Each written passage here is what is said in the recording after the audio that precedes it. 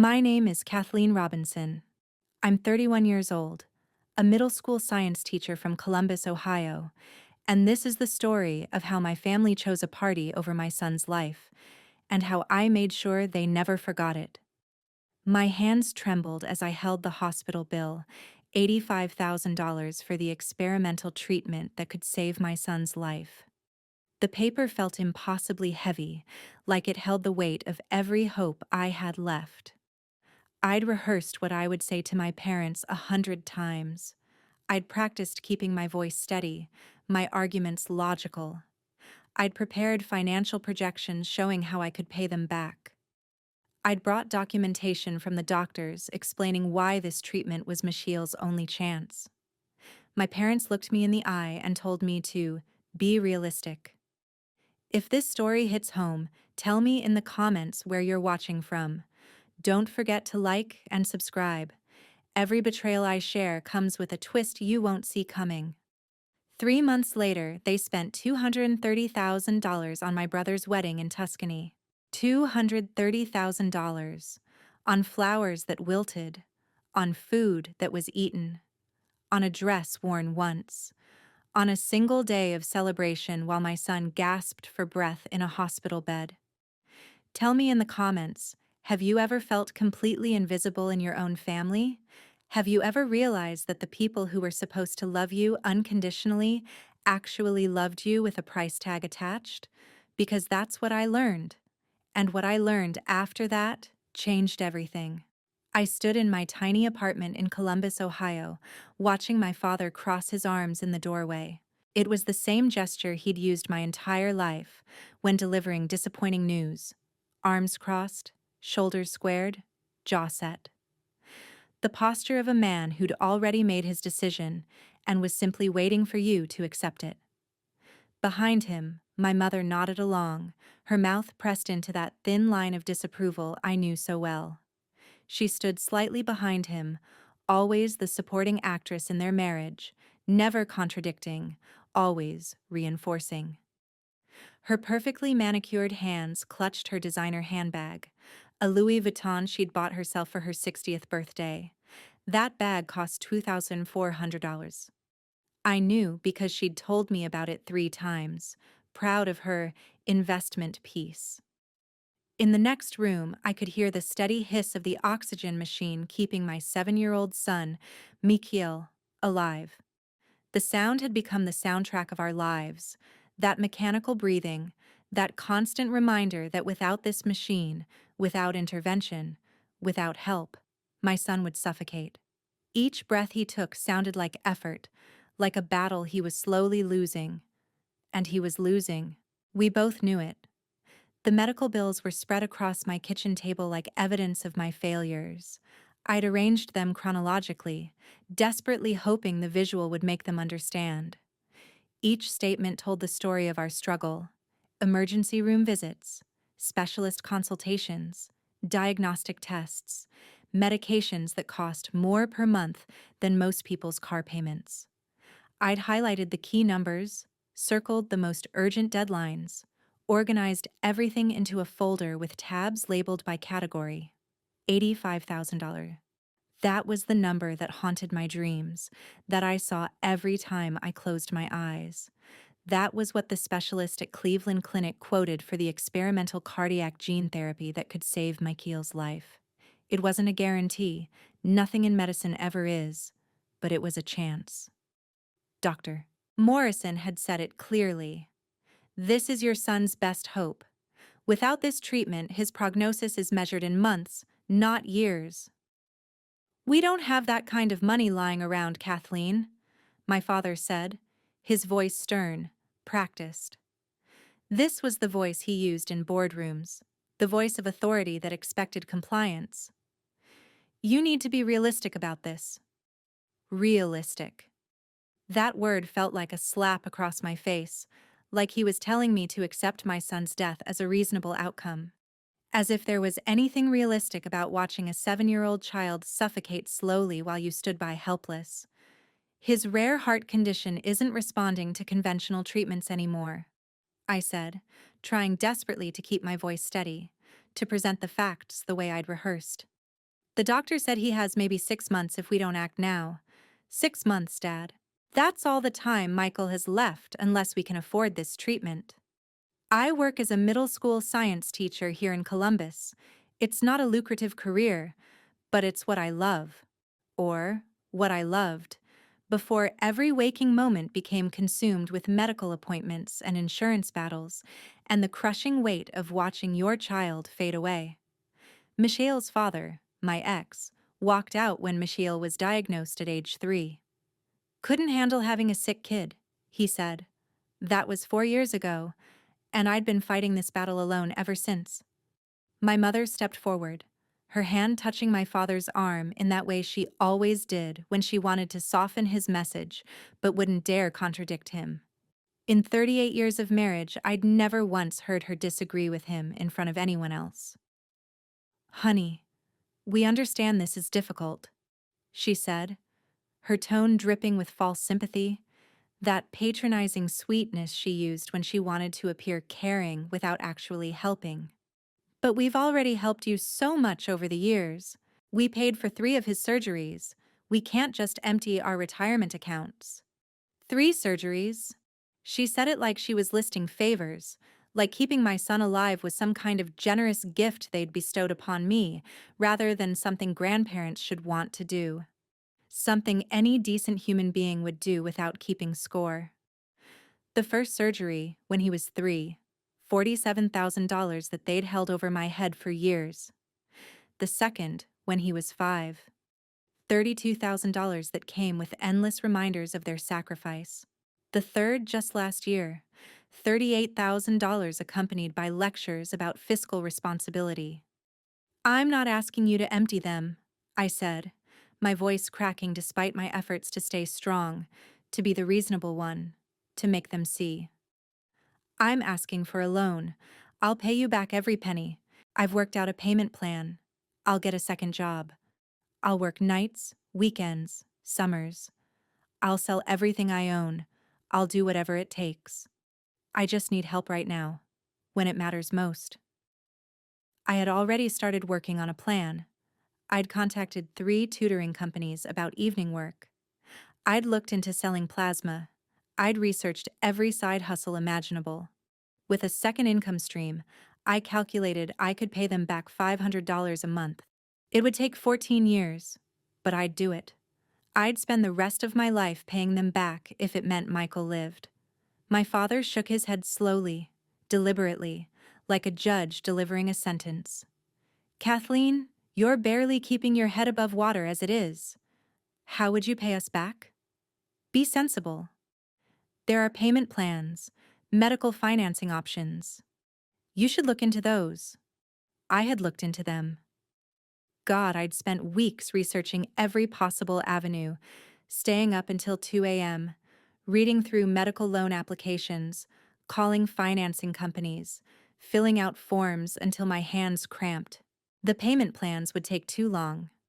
Michael didn't have years to wait for approval and processing. The medical financing companies wanted interest rates that would bury me for decades.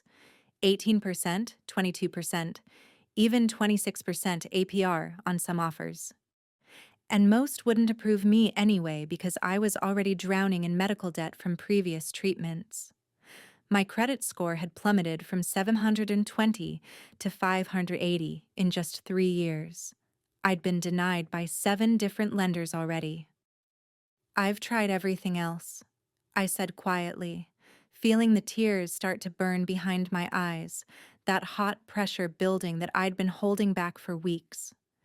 You're my last hope. I have nowhere else to turn. I've called every charity, applied to every grant program, reached out to every organization that helps families with sick children. I've been turned down or put on waiting lists that are years long. You are the only people in the world who can help Michael right now. My mother's expression softened slightly, and for one desperate moment I thought she might convince my father. I saw something flicker in her eyes. Was it guilt? Compassion? Maternal instinct? But then he spoke again, his voice firm and final, brooking no argument. We can't do it, Kathleen. I'm sorry, But we have to think about our own future too. We're not getting any younger. We need to be practical about our retirement. Your mother has health issues of her own to consider. They left shortly after that, and I stood at the window watching their comfortable sedan pull away from my rundown apartment complex. The weight of their refusal settled over me like a suffocating blanket. I walked into Michiel's room and sat beside his bed, listening to the steady hiss of the oxygen machine. His small chest rose and fell unevenly, fighting for each breath. He looked so peaceful in sleep, unaware that his own grandparents had just signed his death warrant. The next day, I started making calls.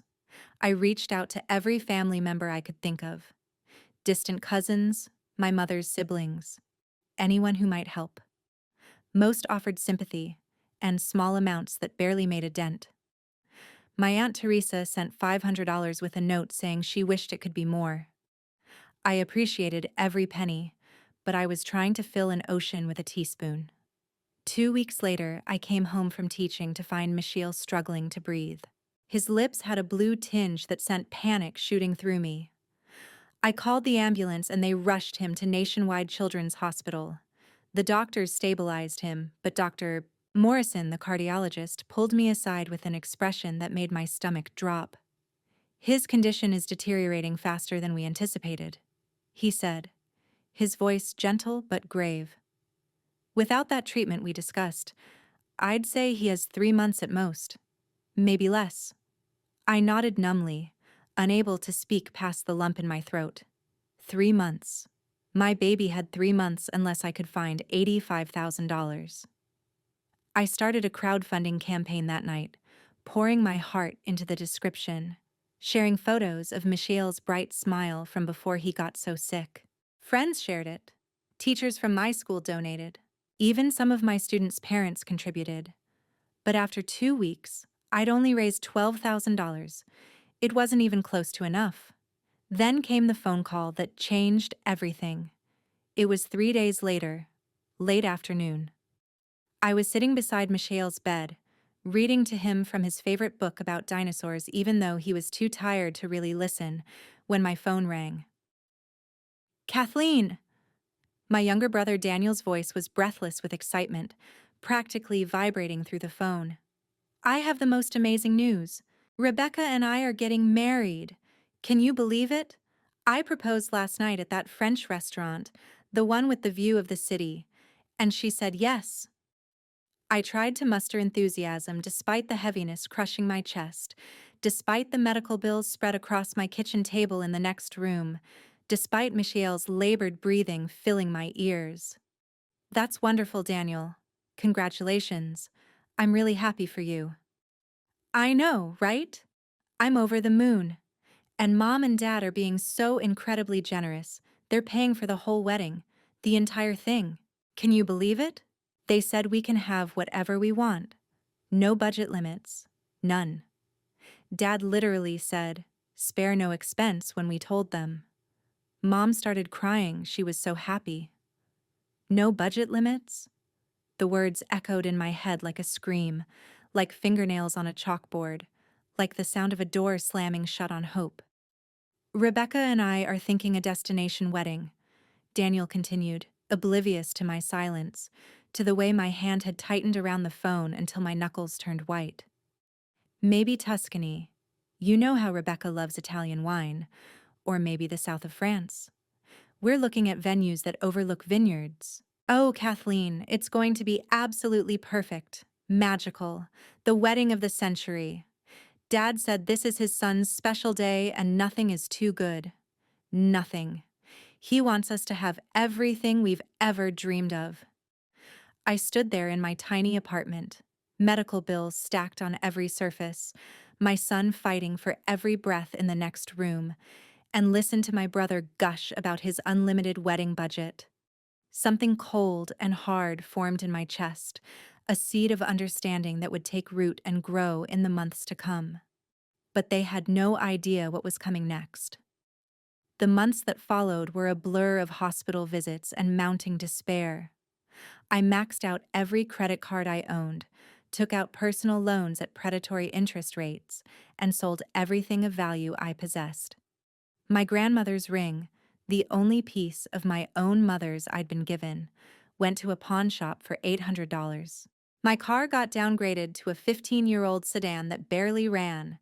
I moved from my one-bedroom apartment to a studio to save on rent. Through it all, Daniel's wedding plans progressed like an unstoppable force of nature. Every family dinner, every phone call, every interaction somehow circled back to the wedding. My parents were consumed with it, attending tastings at five-star restaurants, touring venues in Tuscany via video call, discussing floral arrangements that cost more than my monthly salary. I tried to be happy for Daniel. I really did. There had been a time when we were close, when he was my annoying little brother who followed me around. But that closeness had faded over the years as it became clear that our parents saw us very differently. Daniel was the golden child, the one who did everything right. He graduated college with honors, landed a prestigious job at a marketing firm, dated women from good families. I was the one who got pregnant at 23 by a man who turned out to be worthless, who chose teaching instead of a more lucrative career, who couldn't even keep her son healthy. The favoritism had always been there, I realized now. Daniel's achievements were celebrated lavishly while mine were acknowledged with a brief, "That's nice, dear." His college was fully paid for while I took out loans. His mistakes were excused as learning experiences while mine were moral failings. One evening in July, my mother called. "Kathleen, honey, we need to talk about the wedding." "What about it?" I was exhausted, having just finished a summer school session and spent 3 hours at the hospital with Michelle. "Well, Daniel wants you to be a bridesmaid, of course, but the dresses are going to be about $300 and we need you to order yours soon." $300. I did the math in my head automatically now, converting everything into medical treatments we couldn't afford. That was almost 2 weeks of Michael's medications. "I don't know if I can afford that right now," I said carefully. There was a pause, heavy with judgment. "Kathleen, this is your brother's wedding." "I know, but things are really tight. Michael's medical expenses." "You're always talking about Michiel's medical expenses," my mother interrupted, her voice taking on an edge I recognized. "I understand he's sick, but life goes on for the rest of us. This is Daniel's special day." I closed my eyes, fighting back tears and anger in equal measure. "Can I think about it?" "The deadline for ordering is next week. Daniel has his heart set on having you in the wedding party." After we hung up, I sat in the dark of my studio apartment and cried. How had it come to this? How had my family become so blind to what was happening? My son was dying, and they were worried about bridesmaid dresses and seating charts. Mikhail's condition continued to decline. The experimental treatment was no longer an option. We'd missed the window. The doctors shifted to palliative care, focusing on keeping him comfortable. Every day I watched my son fade a little more, his bright spirit dimming along with his physical strength. He stopped asking when he could go back to school. He stopped talking about wanting to be a scientist when he grew up. He knew, in the way children somehow know, that he was running out of time. I took unpaid leave from teaching to be with him.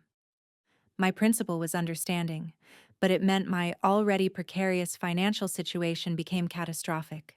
I applied for every assistance program, every grant, every charity I could find. Most had waiting lists months long or criteria I didn't meet. In September, 5 months after my parents refused to help, Daniel's bachelor party happened. My mother called to tell me all about it. "We rented a villa in Napa Valley for the weekend," she gushed. 12 of Daniel's closest friends, all expenses paid. Wine tastings, a private chef. It was absolutely magical. You should have seen his face. "How much did it cost?" I asked, unable to stop myself. "Oh, I don't know exactly. Your father handled all that. Maybe 10,000? But it was worth every penny to see Daniel so joyful." $10,000, more than a tenth of what could have saved Michelle, spent on a single weekend of partying. I felt something inside me crack, a foundation of familial loyalty that I'd been clinging to despite everything. "That sounds wonderful," I said flatly. "You know, Kathleen, I wish you'd try to be more excited about this wedding. Daniel feels like you're not really supporting him." I laughed, a harsh sound that startled even me. "Daniel feels I'm not supporting him." "He does. He's noticed you've been distant, and you still haven't confirmed whether you'll be a bridesmaid." "I can't afford the dress, Mom. I told you that." "Well, maybe if you managed your money better, you wouldn't always be in this position." The words hung in the air like poison. Managed my money better. As if I'd been spending frivolously instead of fighting to keep my child alive. As if the crushing weight of medical debt was some kind of personal failing rather than the result of a broken healthcare system and a family that chose fancy parties over their grandson's life. "I have to go," I said. "Michael needs me." "Of course he does," my mother replied, and I heard the unspoken judgment in her tone. "You know, Kathleen, maybe if you weren't so focused on Michiel's problems all the time, you'd be able to enjoy life more. Daniel manages to balance everything so well." I hung up without saying goodbye. October brought a cold snap that seemed to settle into my bones. Michael was in and out of the hospital, his small body fighting a battle it couldn't win. The doctors spoke in hushed tones about weeks, not months. I spent every moment I could beside his bed, reading him his favorite books, telling him stories about what heaven might be like, holding his hand through the pain. My parents visited occasionally, usually on their way to or from some wedding-related appointment.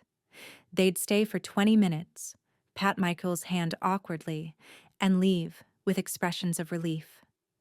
It was hard to watch their discomfort around their dying grandson, hard to see how eager they were to escape back to the happier world of wedding preparations. Daniel came once.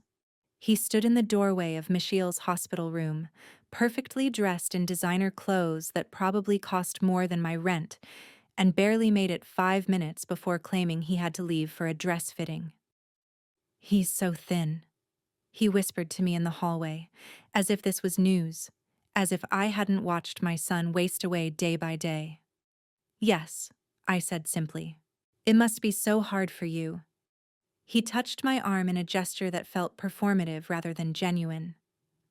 "But you're so strong, Kathleen. You always have been." Strong. I'd heard that word so many times in the past year, usually from people who were relieved they didn't have to be strong themselves. Strong enough not to need help. Strong enough to watch your child die while your family spent a fortune on a party. "The wedding is in 3 weeks," Daniel continued. "I really hope you'll reconsider being a bridesmaid.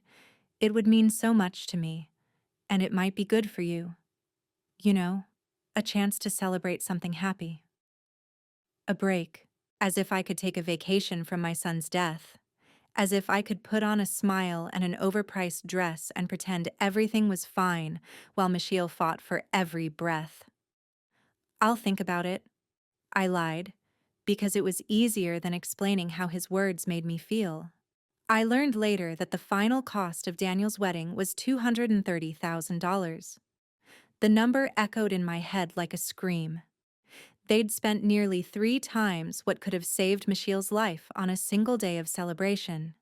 The venue alone cost $80,000, roughly what I'd begged for. The flowers were $15,000. The catering was $40,000. The dress was $12,000. I learned these numbers gradually through overheard conversations and my mother's casual mentions. She had no idea what each figure did to me, how every dollar amount felt like a knife wound. Or maybe she did know and simply didn't care. But I started writing everything down. Every conversation, every expense, every date and time. I kept a notebook hidden in my apartment documenting it all. I didn't know why yet, didn't know what I'd do with the information, but some instinct told me I'd need it someday. 2 weeks before the wedding, Michael had a particularly bad day. His heart was giving out, the monitors screaming their warnings, nurses rushing in. I stood beside his bed, gripping his small hand, watching the medical team fight to stabilize him. They succeeded, but Dr. Morrison pulled me aside afterward. "Kathleen, he doesn't have much time left," he said gently. "Days, maybe a week. I think you should consider calling family, anyone who might want to say goodbye." I called my parents. My father answered, sounding distracted. "Kathleen, we're right in the middle of the rehearsal dinner preparations. Can this wait?" "Mikhail is dying," I said, my voice hollow. "The doctor says days at most." There was a pause. Oh, Kathleen, I'm so sorry. Do you need us to come?" Do I need them to come? My son, their grandson, was dying, and he was asking if I needed them to come. "Yes," I said. "I think Michelle would want to see you." "Of course. We'll try to stop by tomorrow. We have the final venue walkthrough in the afternoon, but maybe in the morning." They came the next day, arriving at 10 a.m. with Starbucks cups in their hands. They stayed for 15 minutes. Michiel was barely conscious. His breathing labored even with the oxygen turned to maximum. My mother cried a little, dabbing at her eyes with a tissue that probably cost more than Mikhail's breakfast. My father stood stiffly by the door, checking his watch twice.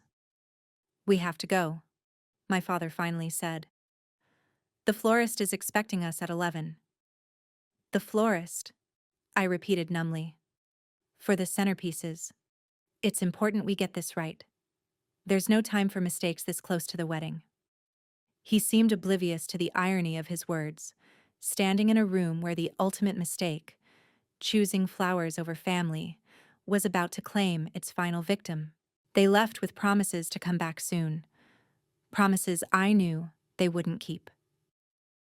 Daniel never came to say goodbye to his nephew. He was too busy with last-minute wedding emergencies. The string quartet's cellist had fallen ill and been replaced. This was apparently a crisis worth multiple frantic phone calls. Michel died on a Tuesday morning, 3 days before Daniel's wedding. He slipped away quietly in his sleep, his small hand in mine. The nurse who pronounced him dead cried more than my parents would when I called to tell them. My mother's first words after I told her Michel was gone. "Oh no. Oh, Kathleen, what terrible timing." Terrible timing, because the funeral would interfere with the wedding preparations. That was the moment something fundamental shifted inside me. The grief was overwhelming, crushing, absolute. But beneath it, I felt something else growing. A cold, patient understanding. They'd made their choice. Now, I would make mine. The funeral was scheduled for Friday, 2 days before Daniel's Sunday wedding. I didn't ask my parents to change the wedding date. I didn't ask Daniel to postpone. I knew what the answer would be, and I didn't have the energy to hear them explain why their party was more important than my son's burial. What I didn't expect was for them to ask me to change the funeral. My mother called Wednesday evening. "Kathleen, honey, we need to talk about the funeral arrangements." I was sitting in Michel's room, surrounded by his things, his favorite dinosaur poster, his collection of rocks from the park, the science kit I'd bought him last Christmas that he'd been too sick to use. "What about them?" I asked. "Well, Friday is really difficult for us. We have the wedding rehearsal that afternoon and the rehearsal dinner in the evening. It's all scheduled. Deposits paid. Could you possibly move the funeral to Thursday? Or maybe next week?" I stared at the wall, unable to process what I was hearing. "You want me to change my son's funeral because it conflicts with wedding rehearsal?" "It's not just rehearsal, Kathleen.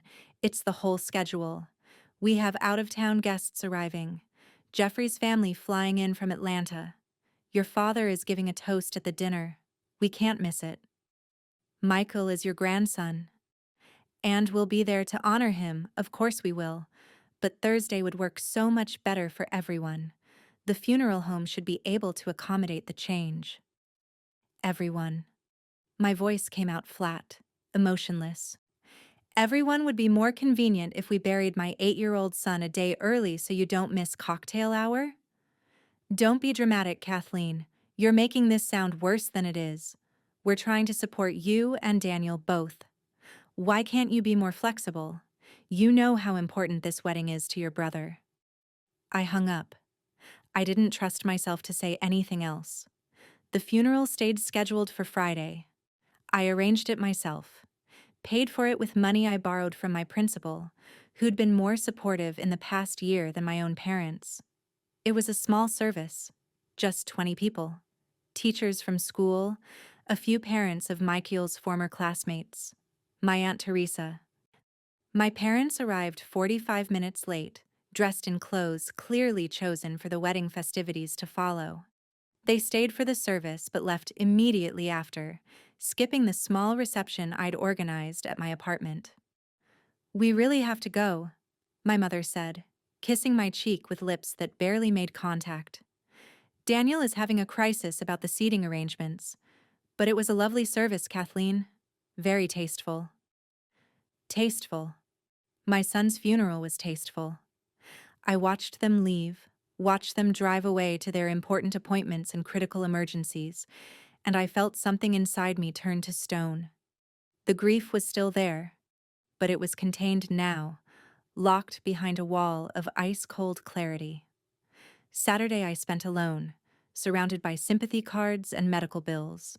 The crowdfunding campaign had been closed, the $12,000 used up months ago on treatments that only delayed the inevitable. I owed $73,000 in medical debt, had maxed out credit cards totaling another $25,000, and my rent was 2 months overdue. Mikhail's death hadn't ended my financial nightmare. It had just made it pointless. Sunday morning, Daniel's wedding day. My phone buzzed with messages. My mother had added me to a group chat with extended family. I watched the images load one by one throughout the day, the venue in Tuscany photographed at golden hour. Daniel in his designer tux, Rebecca in her $12,000 gown, the elaborate floral arrangements, the 5-tier cake, the champagne tower, the string quartet playing on a terrace overlooking Vineyard Hills. $230,000 of celebration, while my son's body lay in a cemetery where I couldn't even afford a proper headstone yet. I scrolled through the photos with a strange sense of detachment. Everyone looked so happy. My father beaming with pride, my mother elegant in her mother of the bride dress. Daniel and Rebecca, faces glowing with joy and possibility. One photo showed my parents dancing, my mother's head thrown back in laughter. The caption read, "Best day ever, so blessed." I set my phone down and walked to the bathroom mirror. I'd lost 15 pounds in the past month. My eyes were sunken, circled with dark shadows. I looked like I'd aged 10 years. I looked like someone who'd watched their child die while their family partied. That night, alone in my studio apartment, I made myself a promise. This wasn't over. They thought they could discard Michelle's life, discard me, and move on to their happy celebrations without consequence. They were wrong. I pulled out my notebook and started writing everything down systematically. Every conversation, every refusal, every dollar amount. I documented the timeline, when I'd asked for help, when they'd refused, when Daniel's wedding planning began, when Michelle died. I wrote down who'd been at the funeral, who hadn't. I noted every expense my mother had mentioned for the wedding.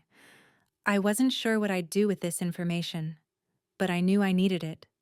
Evidence, proof, a record of everything that had been taken from Michelle, from me.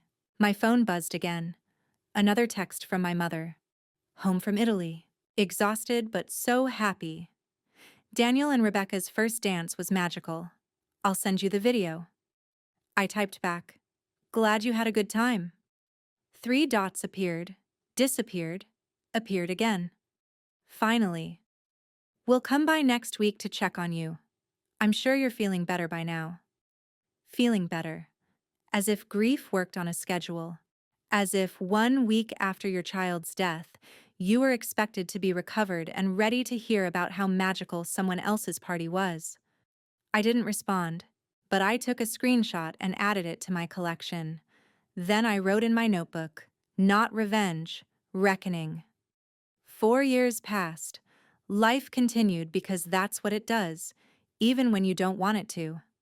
I declared bankruptcy as my father had suggested, wiping out most of my medical debt but destroying my credit for years. I moved to an even cheaper apartment. I took on tutoring jobs in the evenings and summers to make ends meet. I existed, but I didn't live. I also planned. I couldn't touch them yet. I was too powerless, too broken, too consumed with grief and survival. But I was patient. I watched from a distance, following their lives through social media accounts they didn't realize I could still see. I documented everything, adding to my notebooks. I waited. Daniel and Rebecca had a baby girl named Sophia a year after the wedding. My mother posted constant updates about the pregnancy, the baby shower, the nursery preparations. The photos showed my parents beaming, holding their granddaughter, as if Michelle had never existed, as if Sophia was their first and only. I saw one comment on my mother's Facebook post from a distant cousin. "Your first grandchild, so exciting."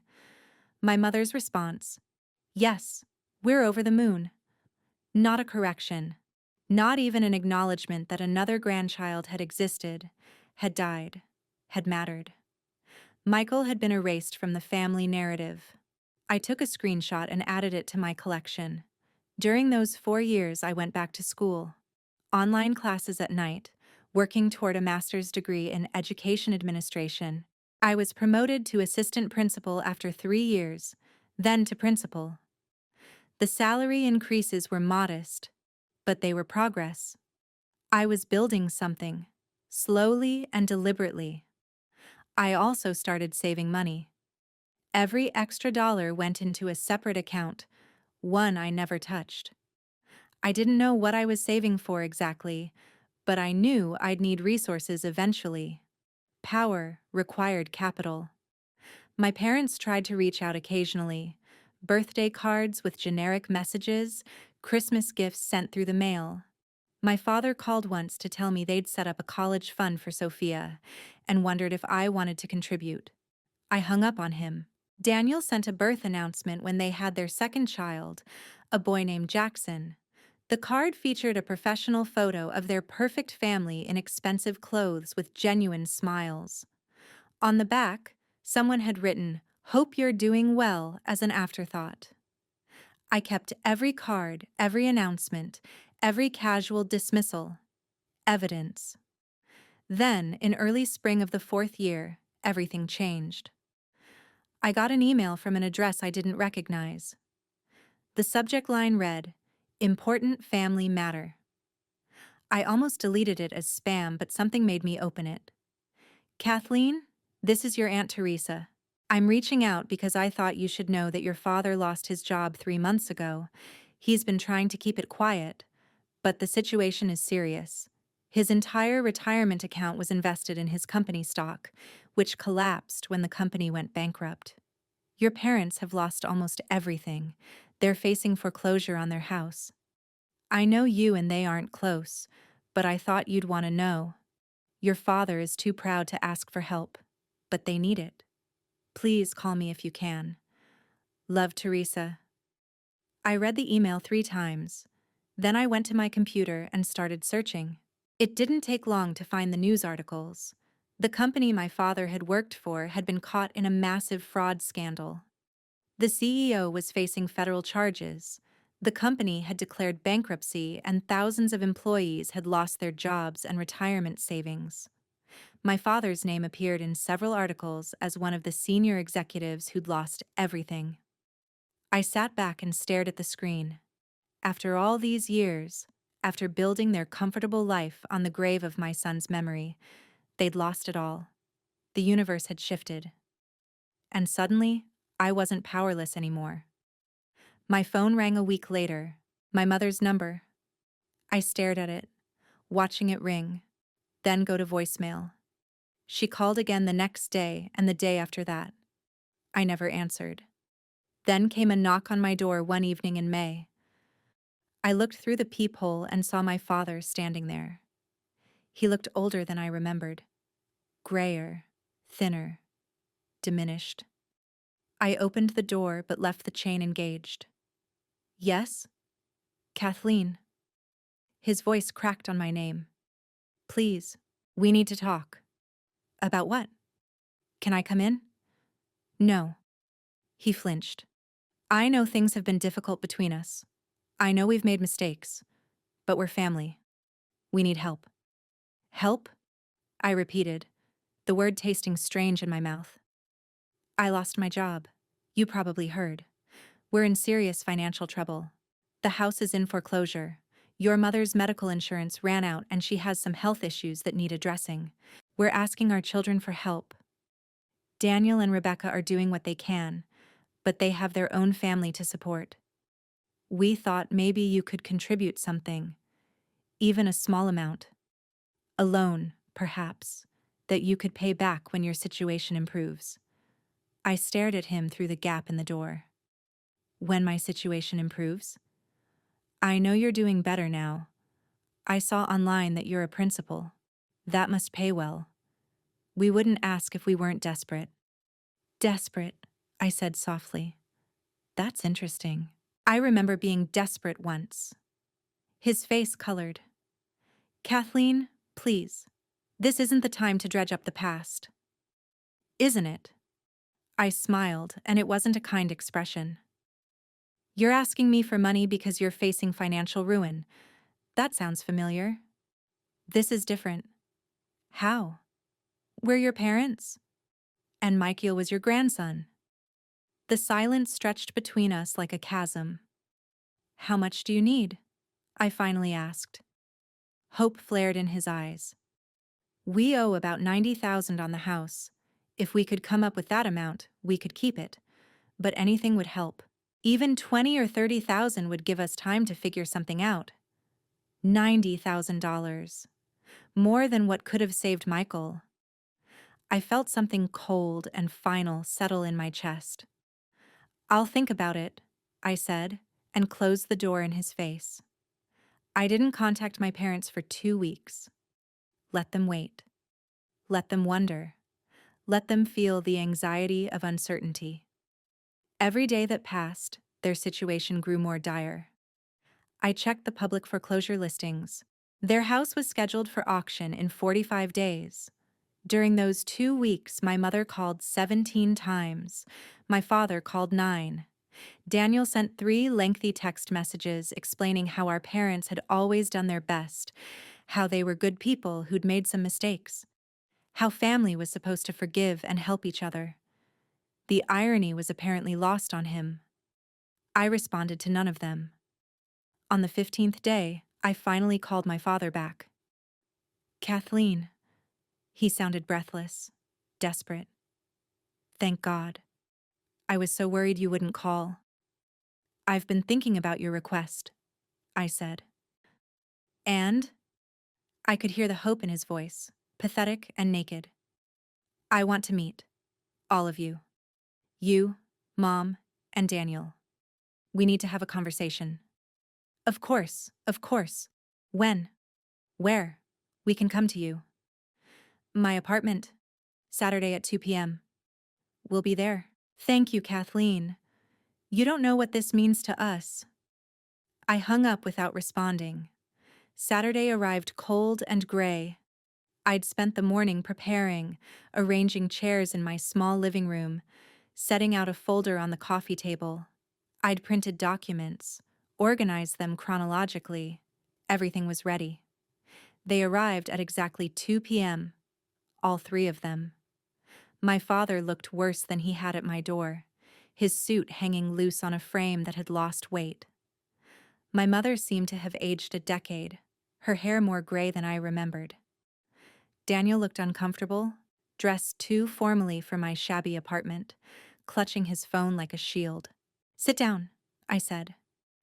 They arranged themselves on my secondhand couch, sitting close together like children called before a principal, which I supposed they were.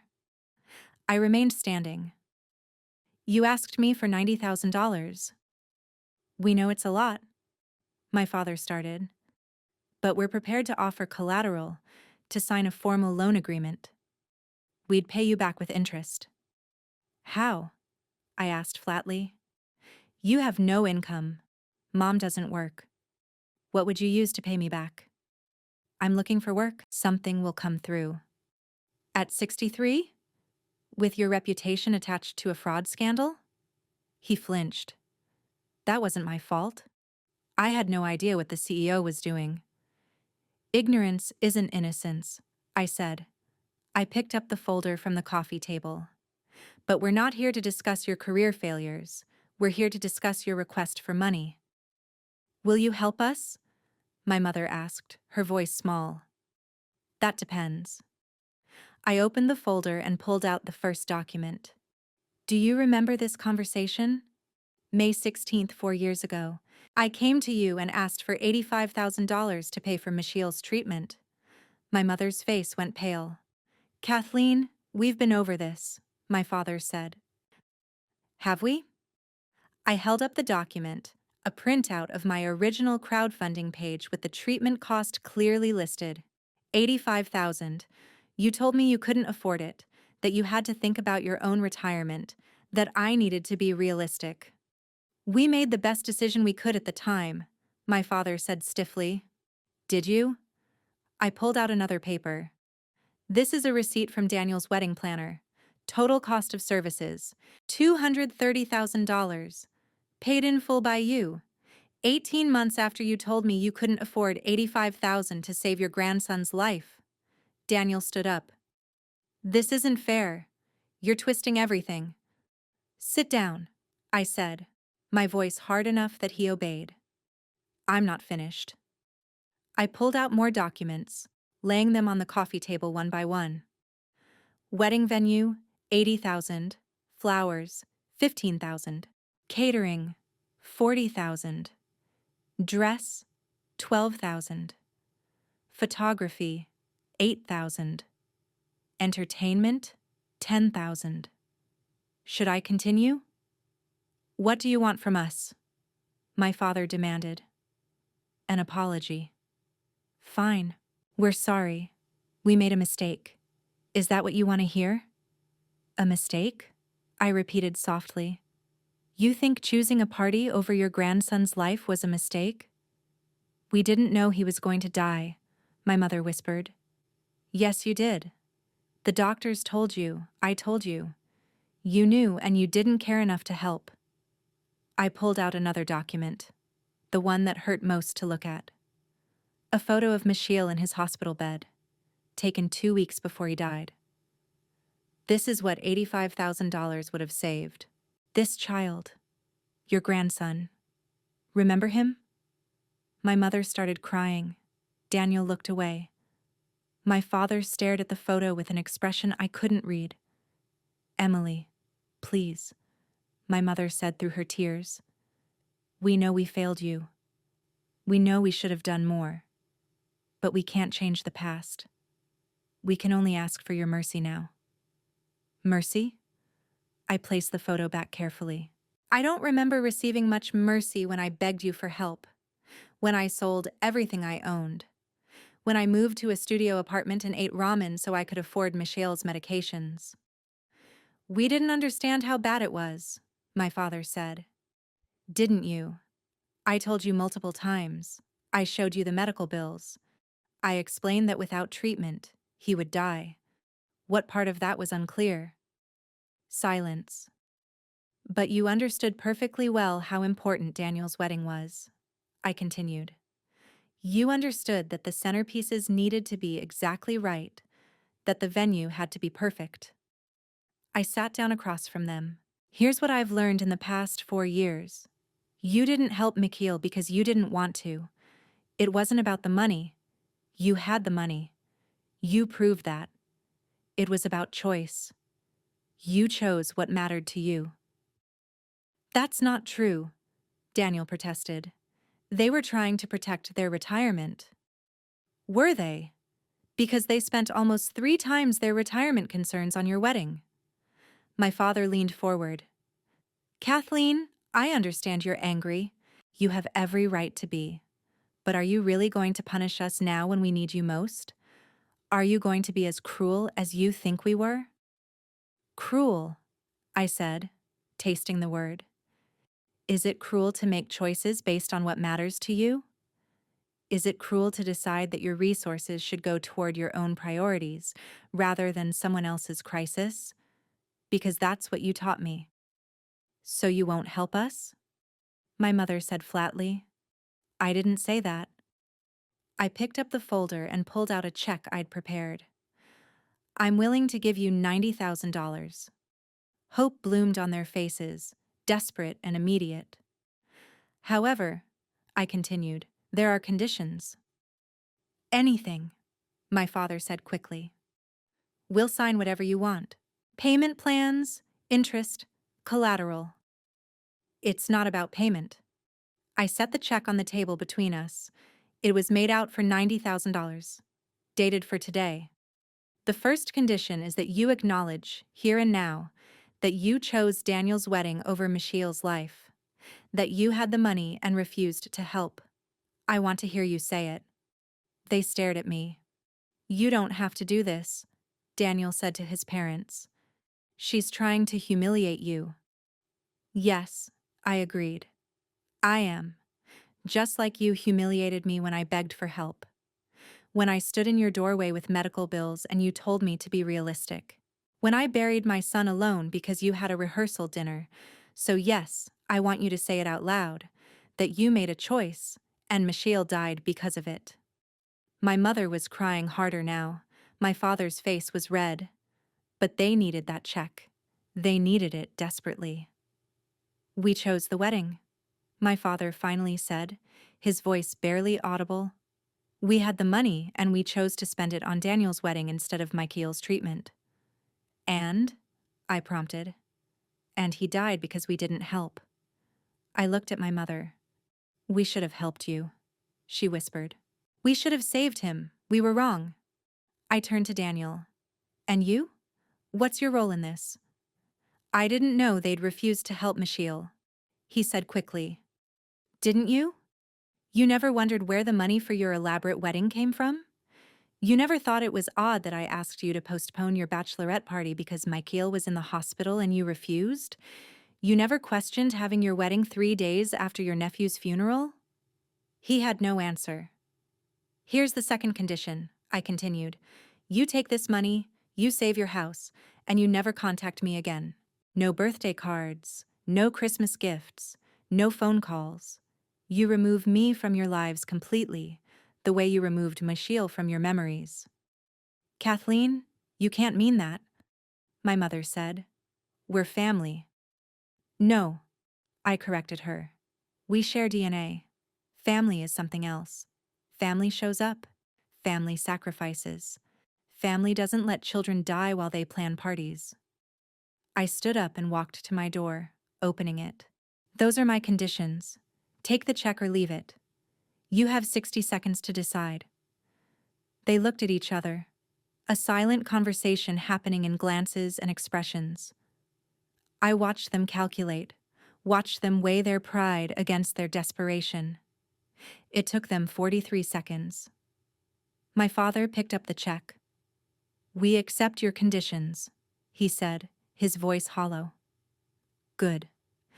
There's a document on the table next to where the check was. It's a formal agreement that you'll have no further contact with me. Sign it. They signed without reading it.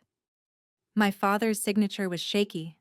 My mother could barely hold the pen through her tears. Daniel signed with angry, sharp strokes. When they finished, I collected the document and handed them the check. You can go now. Kathleen, my father started, but I cut him off. You agreed to the conditions. No contact means no contact. Leave. They filed out silently. I closed the door behind them and locked it. Then I walked to my bedroom and opened my laptop. I pulled up my email and composed a message to my Aunt Teresa. I attached a document, a comprehensive letter I'd written months ago, waiting for the right time to send it. Aunt Teresa, I wanted you to know what really happened with Michelle. I've attached a complete timeline of events, including all the requests I made for help and the responses I received. I've also included documentation of the expenses my parents incurred during that same period, particularly regarding Daniel's wedding. I thought the family should know the truth. Please share this with anyone you think should see it. Love, Kathleen. I hit send. The document was comprehensive. Every conversation, every refusal, every wedding expense, every hospital bill. The photo of Michael in his hospital bed. Screenshots of my mother's Facebook posts calling Sophia her first grandchild. The timeline showing how my parents attended Daniel's rehearsal dinner instead of Michelle's funeral reception. Everything laid out in chronological, undeniable detail.